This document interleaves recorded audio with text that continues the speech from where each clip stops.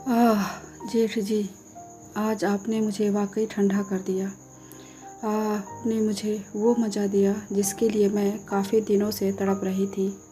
मेरा चेहरा तकिए में धंसा हुआ था और मैं बड़बड़ाए जा रही थी। कहानी बहुत ही इंटरेस्टिंग और रोमांटिक है दोस्तों। इसे बनाने में बहुत मेहनत लगती है। आप लोग मुझे सपोर्ट कीजिए।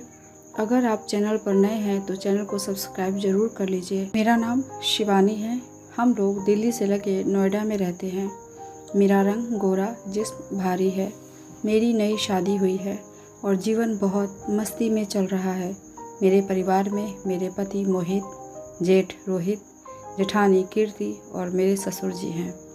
शादी के शुरू के दिनों में अक्सर जैसा होता है कि जब भी मौका मिलता है मस्ती का दौर हो जाता है। सिवाय सेक्स के कुछ सूझता ही नहीं था।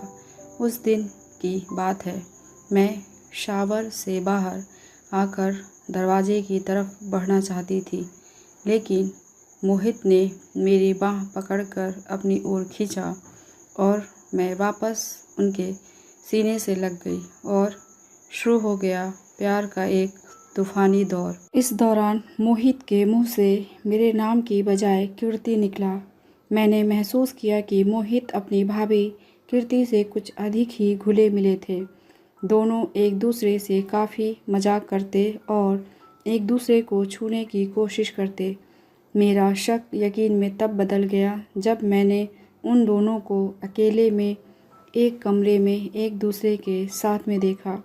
मैंने जब रात को मोहित से बात की तो पहले तो वो इनकार करता रहा, लेकिन बार बार जोर देने पर उसने स्वीकार किया कि उसके और उसकी भाभी के बीच में फिजिकल रिलेशन भी है। दोनों अक्सर मौका ढूंढकर मज़ा लूट लेते।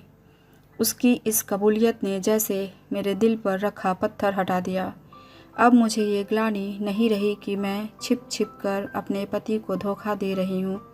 अब मुझे यकीन हो गया कि मोहित को किसी दिन मेरे रिश्ते के बारे में पता भी लग गया तो कुछ नहीं बोलेंगे। मैंने थोड़ा बहुत दिखावे का रूठने का नाटक किया तो मोहित ने मुझे पुचकारते हुए वो मंजूरी भी दे दी। उन्होंने कहा कि अगर मैं भी किसी से रिश्ता रखूंगी तो वो कुछ नहीं बोलेंगे। अब मैंने उन लोगों की नज़रों का ज़्यादा ख्याल रखना शुरू किया। मैं देखना चाहती थी कि कौन कौन मुझे चाहत भरी नज़रों से देखता है। मैंने पाया कि घर के तीनों मर्द मुझे चाहत भरी नज़रों से देखते हैं। नंदोई और ससुर जी के अलावा मेरे जेठ जी भी अक्सर मुझे निहारते रहते थे।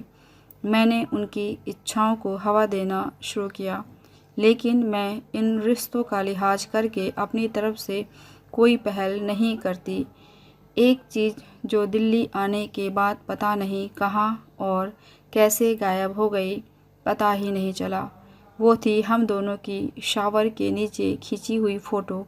मैंने आगरा रवाना होने से पहले मोहित से पूछा, मगर वो भी पूरे घर में कहीं भी ढूंढ नहीं पाया। मुझे मोहित पर बहुत गुस्सा आ रहा था। पता नहीं उस तस्वीर को कहाँ रख दिया था। अगर गलती से भी किसी और के हाथ पड़ जाए तो। खैर, हम वहाँ से आगरा आ गए। वहाँ हमारा एक शानदार मकान था। मकान के सामने गार्डन और उसमें लगे तरह तरह के फूल एक दिलकश तस्वीर पेश करते थे। दो नौकर हर वक्त घर के काम काज में लगे रहते थे और एक माली भी था। तीनों गार्डन के दूसरी तरफ बने क्वार्टर्स में रहते थे।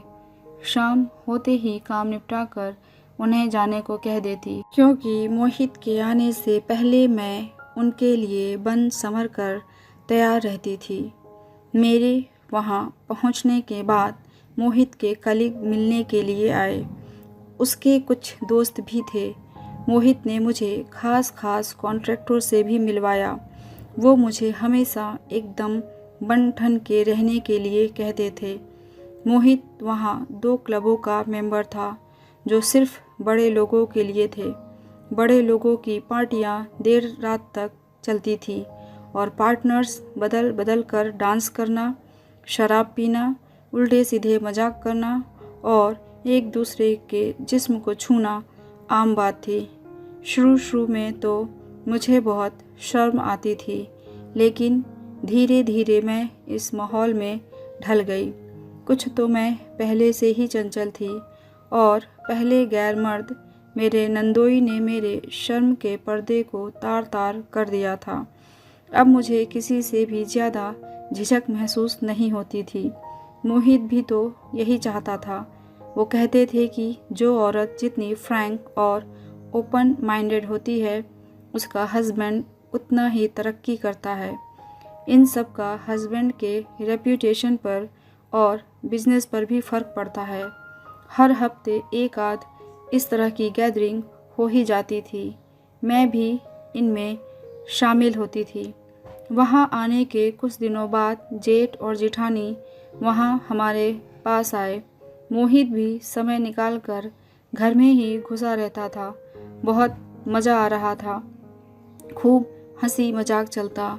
देर रात तक नाच गाने और पीने पिलाने का प्रोग्राम चलता रहता था। रोहित और कीर्ति भाभी काफ़ी खुश मिजाज थे। उनके शादी को 4 साल हो गए थे, मगर अभी तक कोई औलाद नहीं हुई थी। यह एक छोटी कमी ज़रूर थी उनकी ज़िंदगी में, मगर बाहर से देखने में क्या मजाल कि कभी कोई एक शिकन भी ढूंढ ले चेहरे पर। एक दिन दोपहर को खाने के साथ मैंने कुछ ज़्यादा ही शराब पी ली। मैं सोने के लिए बेडरूम में आ गई। बाकी तीनों ड्राइंग रूम में गपशप कर रहे थे। शाम तक यही सब चलना था, इसलिए मैंने अपने कमरे में आकर फटाफट अपने कपड़े उतारे और नशे में एक हल्का गाउन डालकर बिस्तर पर गिर पड़ी। मुझे अपने सैंडल उतारने तक का होश नहीं था। पता नहीं नशे में चूर मैं कब तक सोती रही। अचानक कमरे में रोशनी होने से नींद खुली। मैंने अलसाते हुए आंखें खोलकर देखा तो बिस्तर पर मेरे पास जेठ जी बैठे मेरे खुले बालों पर हाथ फिरा रहे थे। मैं हड़बड़ा कर उठने लगी तो उन्होंने उठने नहीं दिया। लेटी रहो, उन्होंने माथे पर अपनी हथेली रखते हुए कहा। अब कैसा लग रहा है शिवानी? अब काफ़ी अच्छा लग रहा है। मैं उठने लगी तो जेठ जी ने झट अपनी बाहों का सहारा दिया। मैं उनकी बाहों का सहारा लेकर उठकर बैठी, लेकिन सिर जोर का चकराया और मैंने सिर को अपने दोनों हाथों से थाम लिया। कुछ देर बाद उन्होंने मुझे अपनी बाहों में संभाल कर मुझे बिस्तर के सिरहाने से टिकाकर बिठाया। मैंने अपने सैंडल खोलने के लिए हाथ आगे बढ़ाया तो वो बोले, पड़े रहने दो शिवानी, अच्छे लगते हैं तुम्हारे पैर इन स्ट्रैपी हाई हील सैंडलों में। मैं मुस्कुराकर फिर से पीछे टिक कर बैठ गई। मुझे एक चीज़ पर खटका हुआ कि मेरी जिठानी कीर्ति और मेरे पति मोहित दिख नहीं रहे थे। मैंने सोचा कि दोनों शायद हमेशा की तरह किसी चुहलबाजी में लगे होंगे, या वो भी मेरी तरह नशे में चूर होकर कहीं सो रहे होंगे। जेठ जी ने मुझे बिठाकर सिरहाने के पास से ट्रे उठाकर मुझे एक कप कॉफ़ी दी। ये आपने बनाई है? मैं चौंक गई, क्योंकि मैंने कभी जेठ जी को किचन में घुसते नहीं देखा था। हाँ, क्यों, अच्छी नहीं बनी है? जेठ जी ने मुस्कुराते हुए मुझसे पूछा। नहीं नहीं, बहुत अच्छी बनी है, मैंने जल्दी से एक घूंट भर कर कहा। लेकिन भाभी और वो कहाँ हैं? वो दोनों कोई फिल्म देखने गए हैं, 6 से 9। कीर्ति जिद कर रही थी तो मोहित उसे ले गया है। लेकिन आप नहीं गए? मैंने हैरानी से पूछा। तुम नशे में चूर थी, अगर मैं भी चला जाता तो तुम्हारी देखभाल कौन करता? उन्होंने वापस मुस्कुराते हुए कहा। फिर बात बदलने के लिए मुझसे आगे बोले, मैं वैसे भी तुमसे कुछ बात कहने के लिए तन्हाई खोज रहा था। क्यों, ऐसी क्या बात है? तुम बुरा तो नहीं मानोगी ना? नहीं, आप बोलिए तो सही, मैंने कहा। मैंने तुमसे पूछे बिना दिल्ली में तुम्हारे कमरे से एक चीज़ उठा ली थी। उन्होंने हिचकते हुए कहा। क्या? ये तुम दोनों की फ़ोटो, कहकर उन्होंने हम दोनों की हनीमून पर खींची फ़ोटो सामने की, जिसमें मैं मोहित के सीने से अपनी पीठ लगाए खड़ी थी। इसी फ़ोटो को मैं अपने ससुराल में चारों तरफ खोज रही थी, लेकिन मिली ही नहीं थी। मिलती भी तो कैसे, वो तो जेठ जी अपने सीने से लगाए घूम रहे थे। मेरे होंठ सूखने लगे। मैं फटी फटी आँखों से एकटक उनकी आँखों में झांकती रही। मुझे उनकी गहरी आँखों में अपने लिए मोहब्बत का बेपनाह सागर उफनते हुए दिखाई दिया। आपने यह फ़ोटो रख ली थी? हाँ, इस फ़ोटो में तुम बहुत प्यारी लग रही थी, किसी जल परी की तरह। मैं इसे हमेशा साथ रखता हूँ। क्यों? क्यों? मैं आपकी बीवी नहीं हूँ, मैं आपके छोटे भाई की पत्नी हूँ। आपका मेरे बारे में ऐसा सोचना भी गलत है। मैंने उनके शब्दों का विरोध किया। मुझे तुम अच्छी लगती हो, तो इसमें मेरा क्या कसूर है? दो वो स्नैप मुझे दे दो। किसी ने उसको आपके पास देख लिया तो बातें बनेंगी। मैंने कहा, नहीं, वो अब मेरी अमानत है। मैं उसे किसी भी कीमत पर अपने से अलग नहीं करूँगा। मैं उनका हाथ थामकर बिस्तर से उतरी। जैसे ही उनका सहारा छोड़कर बाथरूम तक जाने के लिए 2 कदम आगे बढ़ी तो अचानक सर बड़ी ज़ोर से घूमा और मैं हाई हील सैंडलों में लड़खड़ा कर गिरने लगी। इससे पहले कि मैं ज़मीन पर गिर पड़ती, जेठ जी लपक कर आए और मुझे अपनी बाहों में थाम लिया। उन्होंने मुझे बाथरूम के भीतर ले जाकर उतारा। मैं बाहर ही खड़ा हूँ, तुम फ्रेश हो जाओ तो मुझे बुला लेना, ज़रा संभल कर उठना बैठना। जेठ जी मुझे हिदायतें देते हुए बाथरूम के बाहर निकल गए और बाथरूम के दरवाजे को बंद कर दिया। मैं जैसे ही बाहर निकली तो वो बाहर दरवाजे पर खड़े मिल गए। वो मुझे दरवाजे पर देखकर लपकते हुए आगे बढ़े और मुझे अपनी बाहों में उठाकर वापस बिस्तर पर ले आए। अपने इस हुस्न को ज़रा संभाल कर रखिए, वरना कोई मर ही जाएगा, आहें भर भर कर, उन्होंने मुस्कुरा कर कहा। फिर साइड टेबल से एक एस्प्रिन निकाल कर मुझे दी।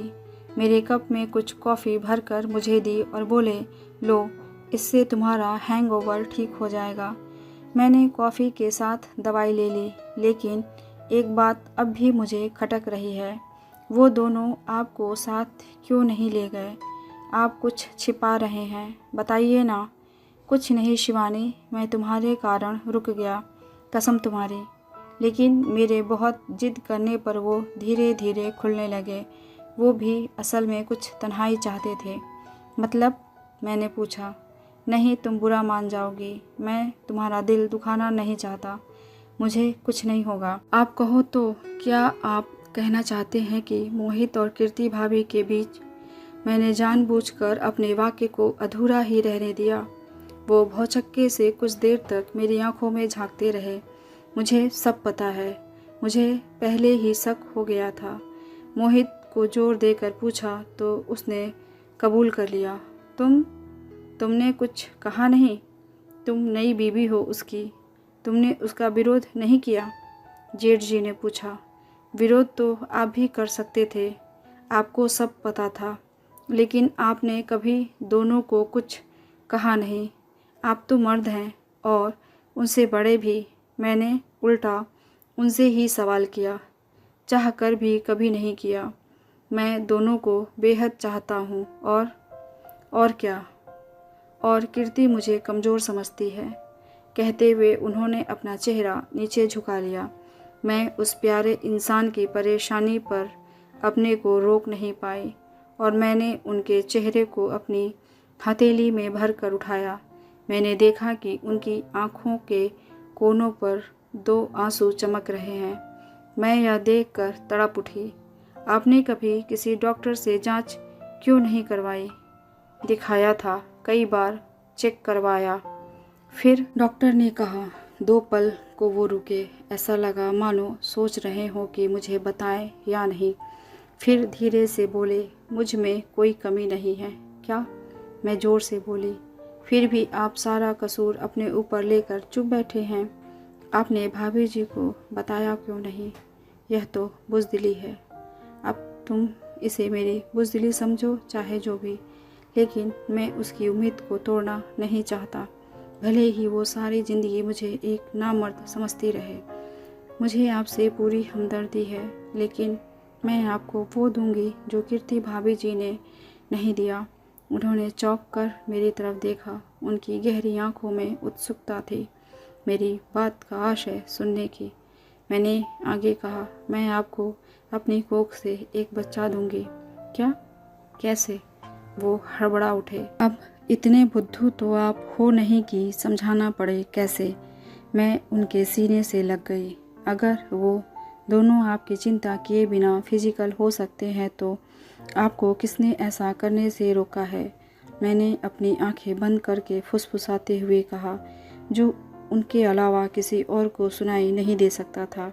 इतना सुनना था कि उन्होंने मुझे अपने गले से लगा लिया। अब हम दोनों के बीच कोई पर्दा नहीं रहा। मैं उन्हें वो सब खुशियाँ देना चाह रही थी जो कीर्ति भाभी ने नहीं दिया था। मैं उनके चेहरे पर उभरने वाली खुशी को अपनी आँखों से देखना चाहती थी। मैं भरपूर उनका सहयोग कर रही थी। मुझे सहयोग करते देख वो खुशी से भर उठे। कितनी खूबसूरत हो। जेठ जी मेरे हाथों को पकड़कर अपनी ओर खींचते हुए कहा, आगे भी कुछ करोगे या ऐसे ही चिपके रहने की मर्जी है? मैंने उनको प्यार भरी एक झिड़की दी। मैं काफ़ी उत्तेजित हो गई थी। उनका उत्तेजित चेहरा बड़ा प्यारा लग रहा था। दिल को सुकून मिल रहा था कि मैं उन्हें कुछ तो आराम दे पाने में कामयाब रही थी। उन्होंने मुझे इतना प्यार दिया था। चंद मिनटों का साथ हमें परम सुख की अनुभूति दे गया। हम दोनों ही पूर्णतः संतुष्ट थे। कैसी लगी आपको ये कहानी? कमेंट करके ज़रूर बताइएगा। ऐसे ही कहानियाँ सुनने के लिए चैनल को सब्सक्राइब कर लीजिए। मिलते हैं अगली कहानी के साथ। धन्यवाद।